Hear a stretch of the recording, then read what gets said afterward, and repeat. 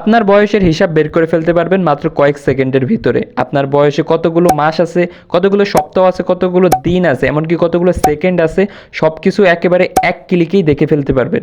তো এই কাজটি করার জন্য প্লে স্টোর থেকে এস ক্যালকুলেটর এই অ্যাপসটি আপনারা ডাউনলোড করে নেবেন। ডাউনলোড করার পর অ্যাপসটি আপনারা ওপেন করুন। ওপেন করার সময় যদি একটু লোড নেয় আপনারা একটু ওয়েট করবেন।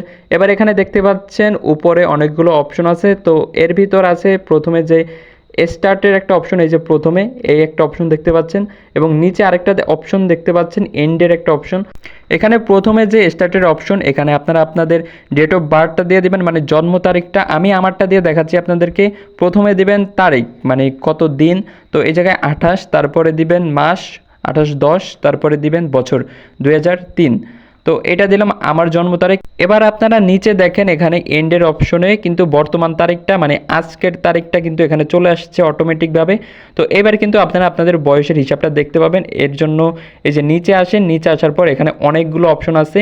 এর ভিতর এই যে এখানে প্রথম যা ইয়ার্স, মানে 20 বছর, তারপরটা হলো মান্থ 11 মাস এবং ডেজ, এই জায়গায় 27 দিন লেখা আছে। তো আমার বয়সের হিসাবটা হলো 20 বছর 11 মাস 27 দিন।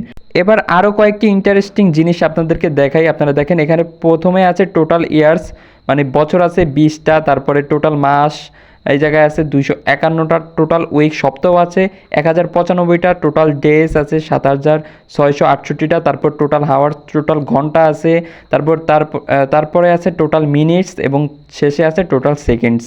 এই দেখেন পুরো বায়োডাটাটা কিন্তু এই জায়গায় চলে আসলো।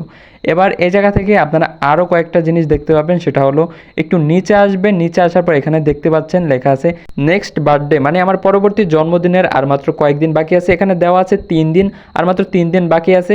তো আরও কয়েকটা ইন্টারেস্টিং ব্যাপার আপনাদেরকে এখানে দেখাই। আমার পরবর্তী বছরের যেই বার্থডে ওগুলো কী বারে হতে চলছে ওগুলো আপনাদেরকে দেখাই। এই যে এটা হলো সোমবার, এটা পরবর্তী বছরেরটা। তারপরে আছে 28 অক্টোবর 2025, এটা হলো তারপরের বছরেরটা, তারপরের বছরেরটা। এই জায়গায় কিন্তু সব বার্থডেগুলো কিন্তু এখানে চলে আসছে। আপনি এখান থেকে নোট করে রাখতে পারেন আপনার পরবর্তী বছরের যে বার্থডেগুলো কবে, কয় তারিখ এবং কোন দিনে হতে চলছে। সো এই সিস্টেমেই কিন্তু আপনি আপনার বয়সের পুরো হিসেবটা সুন্দরভাবে বের করে ফেলতে পারবেন।